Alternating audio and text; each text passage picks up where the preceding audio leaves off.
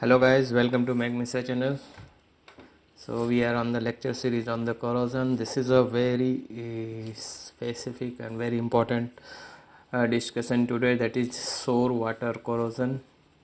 We can see frequently in our refineries and petrochemical chemical plants. So here today we will see the basic things, the basic damage mechanism of the sour water corrosion, its metallurgical effect on different metallurgies, and the scale formation, type of scale, iron sulfide scale formation, its stability. Then we'll see the effect of the partial pressure at different metallurgies, partial pressure of H2S, which depend the corrosion rate. So this series is going to be very interesting. Stay with me till the end of this lecture series. So let's start. First of all, we will try to know what is sour corrosion.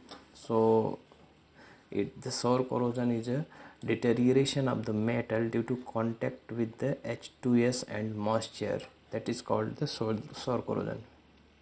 Sour means the presence of the H2S. If H2S is present and moisturous environment or water is present, then it can cause sour corrosion. So hydrogen sulfide, when dissolved in water, is a weak acid, and therefore it's a source of hydrogen ion. So it supplies the hydrogen ion and promotes the corrosion. So it's a, we are calling sour corrosion. So after the reaction of iron with iron sulfide, the main reaction, the corrosion byproduct of iron sulfide is means H2S will react with iron and form iron sulfide, and this is a initial crystalline form of iron sulfide, and we are calling this scale as a McNamara. Okay, so remember this name, this is very important. This scale sometimes provide a protective scale on the iron and prevent the further corrosion depending on the conditions, which we'll see in next slides. Okay, so the hydrogen permeation increase with increasing the partial pressure, H2S partial pressure, due to current increase in the H2S concentration in the water. So as H2S concentration in the water increase, which can increase based on the H2S partial pressure, then the acidity of the water will increase. So a value of 50 ppm WH2S, this is a critical in water phase, is often called minimum concentration when H2S damage can occur. So if we are exceeding the 50 ppm of H2S in my water, then the chances of this wet H2S damage will occur, and the susceptibility to sulfide stress cracking increases when with increase in H2S partial pressure in the gas phase. So this is what sour corrosion is. So now this is, we discuss sour corrosion. Now what is sour water corrosion? Acidic. So the corrosion of steel due to acidic sour water containing H2S at pH between 4.5 to 7.7. So this is called sour water corrosion, acidic side. What happens if pH goes below 4.5? Then very high corrosion rate will occur, and that's a very damaging. And carbon dioxide may also be present as well, other acidic species such as dissolved organic acids. Okay, so when H2S, hydrogen sulfide, H2S is present, it will react with the iron and form hydrogen sulfide, which we are calling the scale McNamara. Okay, and it will H2S will dissolve, it will release the H plus ion, and which further promotes the anode cathode reaction.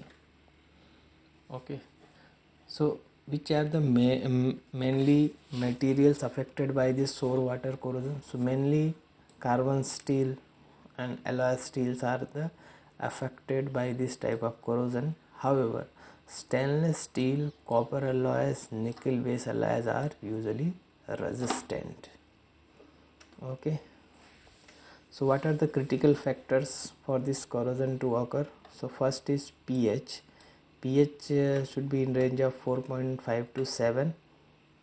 Okay, then if what happens is pH goes below or below 4.5 or above 7. So as I described, when pH goes below 4.5, a strong acidic reaction will occur, and when pH will go above 7, then this will be a basic sour water, basic corrosion, where ammonium bisulfite corrosion will occur. We will see later. Now H2S partial pressure, pH decreases means the solution become acidic. As partial pressure increases means as partial pressure increases, the H2S concentration in water will increase. Temperature, if temperature increases, the corrosion increases. If velocity increases, then also this corrosion will increase. If oxygen in the system increases, it also promotes the corrosion. So these are critical factors which to be looked for. Now, as we described, sour water corrosion, corrosion of steel primarily due to the acidic sour water containing H2S at pH between 4.5 to 7. Then it's also telling sour water contains significant amount of ammonia, chloride, cyanide, which may significantly affect the pH outside scope of this section. So there are certain other things which can affect the pH, that are the ammonia. If ammonia is there, it will increase the pH, chlorides, cyanides. So that also to be seen. Now we have already learned about the acid gases. So there are basically two acid gases. First is carbon dioxide, second is hydrogen sulfide. So what these acid gases do, when they come in contact with water, these acid gases come in contact with water, they release H plus ion. And what is pH? pH is minus log of H plus ion. So they will increase the H plus ion, and which shift the pH to the acidic side. Okay, so if this H2S is also an acid gas, and they both contribute corrosion by increasing the acidity of water when they dissolve in it. So when it will dissolve in water, it will produce the H plus ion and increase the acidity of the water.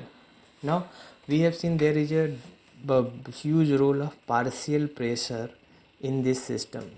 So if the partial pressure increases, the H2S corrosion will increase. If in my stream CO2 is also there, then it can be divided in three regimes, which I have already described my earlier lecture series of sweet and sour corrosion. So this H2S corrosion normally occurs in this regime where partial pressure of CO2 to H2S is 20. So this region is a H2S corrosion, and this region is a mixed CO2 H2S corrosion, and this region is a pure CO2 corrosion, depending on the different partial pressure. Now when my pH is slightly lower side, this scales, this iron sulfide scale will not be this protective, and they will be like flaky. Here you see the scale, these are not the protective scales, they can easily break off. So at pH 4 the scales are higher, see the thickness of scale, so it can be easily broken down. So at pH 4 these iron sulfide scales are not protective, but when we are increasing the pH, means going to slightly lower acidic side, then now see there is some improvement here, and scale seems with lesser thickness. Now the scale thickness, iron sulfide thickness reduced, but still it's a not so stable. But when we came to pH 6, now see the scales, now we can see very less amount of scale, and thickness also the scale becomes very less, and that's how it becomes the protective iron sulfide scale. So we need to check at what conditions my iron sulfide scale if in H2S environment become stable. So that's key to prevent the corrosion. Now what are the critical factors?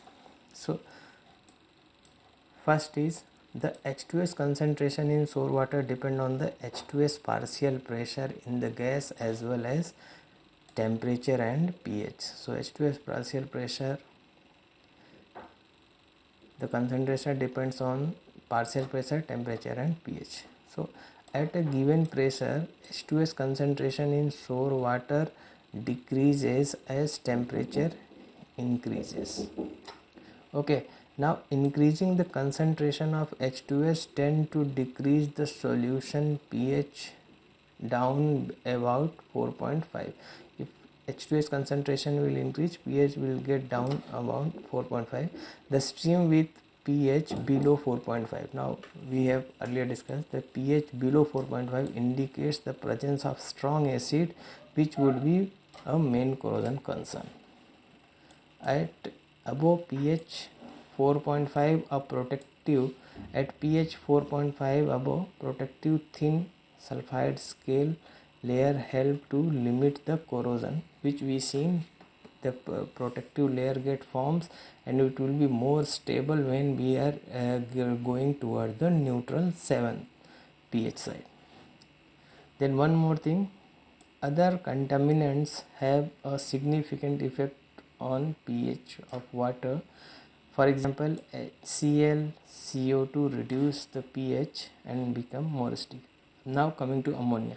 Ammonia can significantly increase the pH and is more often associated with the alkaline sour water corrosion.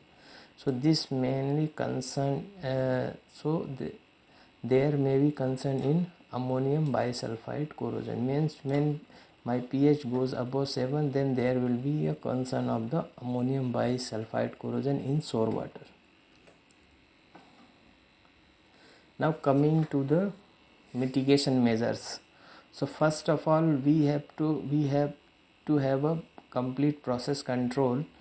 So we have to monitor the process conditions, and we have to minimize the effect of the acidic sour water corrosion. We have to minimize. So we have to minimize the H2S content. Lesser the H2S content, lesser will be the pH, lesser part at lesser partial pressure. So we have to control and monitor the pH. Chloride content also, if chloride is there, it will form HCl and reduce the pH. Cyanide also form acid component and reduce the pH, so it should be monitored and it should be reduced to a lower value. Temperature should be kept low, fluid velocity should be kept low, and oxygen also should be kept lower side. So these are the critical parameters which need to be monitored. Now coming to 300 stainless steel SS304 and 316 can be used at temperature below 60 degree where ClACC not likely. Now copper alloys, nickel alloys are generally not susceptible to acidic sour water corrosion. So that's an important point, copper alloys and nickel alloys. However, copper alloys are vulnerable to corrosion and some are susceptible to SCC in environment with ammonia. Now for mitigation, we have to be take care like water wash injection. That's a critical factor. We have to inject water wash in the stream to neutralize or to dissolve these acids. Overhead in for dilution of H2S and cyanide. Additional injection of polysulfide solution with water wash help to convert cyanides into less harmful compounds. Means we have to inject this wash water to neutralize these acid substances, which will lower the effect and which will avoid the concentration of these acids. So Hope you have enjoyed this lecture series, and you have now understood much more things about the sore water corrosion. If you have still some doubt, you can uh, put in the comment box, and if you find my video useful, please like, share and subscribe. Thank you.